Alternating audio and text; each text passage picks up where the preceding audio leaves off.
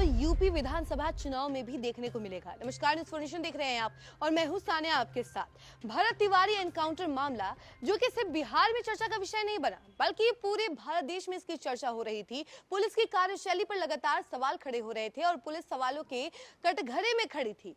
उसके ऊपर कई सारे आरोप भी लगे कि पुलिस जो है वो सरकारी मर्डर कर रही है। तो वहीं भरत तिवारी एनकाउंटर के बाद यूपी के कई सारे जिलों से लोग उनकी तेरहवीं में पहुंचे हुए थे और काफी भीड़ देखी गई और यूपी के कई सारे लोग वहां पहुंचे थे, जिसको लेकर के अब चर्चा ये हो रही है कि क्या अब यूपी विधानसभा चुनाव में भरत तिवारी एनकाउंटर मामले का असर होगा। चलिए हम आपको इस खबर में बताते हैं पूरी डिटेल कि आखिर यूपी विधानसभा चुनाव जो कि 2027 में होने वाला है उसमें कैसा असर दिखा जा सकता है। वहीं 17 जून को बिहार के भोजपुर में पुलिस एनकाउंटर में मारे गए भरत तिवारी का मामला उत्तर प्रदेश की राजनीति में भी असर डाल रहा है। यूपी और बिहार बॉर्डर पर स्थित इस जिले की होने वाली हर गतिविधि पूर्वांचल में महसूस की जा रही है। ब्राह्मण बनाम बहुजन का रूप लेने के बाद इसे यूपी में 2027 में होने वाले विधानसभा चुनाव से भी जोड़कर देखा जा रहा है। पूर्वांचल में 14% तक ब्राह्मण है। यहाँ की 125 सीटों पर जीत हार तय करने में बड़ा रोल निभाते हैं। यही वजह है कि उत्तर प्रदेश कांग्रेस अध्यक्ष अजय राय आरा पहुंचे और लखनऊ में ब्राह्मण संगठनों ने कैंडल मार्च निकाला। सोशल मीडिया पर इसे ब्राह्मण अस्मिता के सवाल से जोड़ने की कोशिशें तेज हुई। यूपी के 22 जिलों से लोग भरत तिवारी के घर पहुंचे।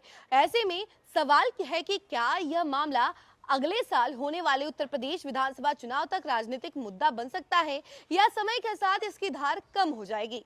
अगर यह एनकाउंटर यूपी की सीमा से दूर बिहार के किसी जिले में होता तो संभव है कि उसका राजनीतिक असर सीमित रहता, लेकिन भरत तिवारी की मौत भोजपुर जिले के जगदीशपुर में हुई, जो उत्तर प्रदेश के पूर्वांचल से सामाजिक, आर्थिक और सांस्कृतिक रूप से जुड़ा है। आरा, बक्सर, गाजीपुर और बलिया के बीच रोज हजारों लोगों की आवाजाही होती है। बड़ी संख्या में परिवारों के रिश्ते दोनों राज्यों में फैले हुए हैं। भोजपुरी भाषा और समान सामाजिक संरचना और साझा सांस्कृतिक पहचान इस पूरे इलाके को राजनीतिक रूप से भी जोड़ती है। यही वजह है कि बिहार की बड़ी घटनाएं अक्सर पूर्वांचल में राजनीतिक चर्चा का विषय बन जाती है। चाहे अपराध, बड़ा आंदोलन या जातीय विवाद हो, उसकी प्रतिक्रिया गाजीपुर, बलिया, चंदौली और वाराणसी तक पहुंचती रही है। ऐसे में उत्तर प्रदेश कांग्रेस अध्यक्ष अजय राय का जगदीशपुर के बिलौटी गांव जाकर पीड़ित परिवार से मिलना बड़ा राजनीतिक संदेश माना जा रहा है। यह सिर्फ संवेदना जताना भर नहीं था, बल्कि इससे पता चलता है कि कांग्रेस इस मुद्दे को उत्तर प्रदेश की राजनीति में उठाना चाहती है। वहीं आपको बता दें कि भरत तिवारी मामले में शुरुआती दिनों में पुलिस का दावा था कि यह अपराधियों के खिलाफ सही कार्रवाई थी।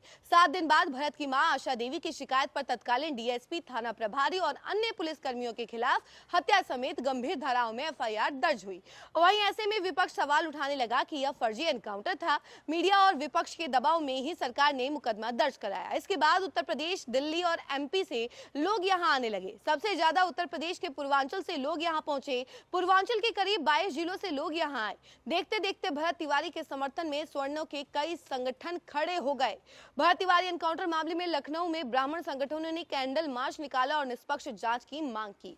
तो देखिए, भरत तिवारी एनकाउंटर मामले का असर यूपी में भी देखा गया, खास तौर पर जो भोजपुर से सटे जिले हैं वहां पर, और उसके अलावा लखनऊ में देखा गया इसका असर। देखिए, लखनऊ में जो ब्राह्मण समाज है उन्होंने कैंडल मार्च निकाला और यहां तक कि आपको बता दें सिर्फ यूपी में इसका असर नहीं देखा जा रहा, बल्कि दिल्ली, इसके अलावा एमपी, कई सारे जगहों पर ब्राह्मण समाज के द्वारा कैंडल मार्च निकाला गया और वो लोग इस एनकाउंटर का विरोध कर रहे हैं और पुलिस की कार्यशैली पर लगातार सवाल उठा रहे हैं। तो हो सकता है कि इस पूरे मामले का असर सीधे यूपी विधानसभा चुनाव जो कि 2027 में होने वाला है उसमें देखा जाए। इस खबर में फिलहाल के लिए इतना ही। ऐसी तमाम अपडेट के लिए जुड़े रहे हमसे और देखते रहे न्यूज़ फॉर्नेशन। धन्यवाद।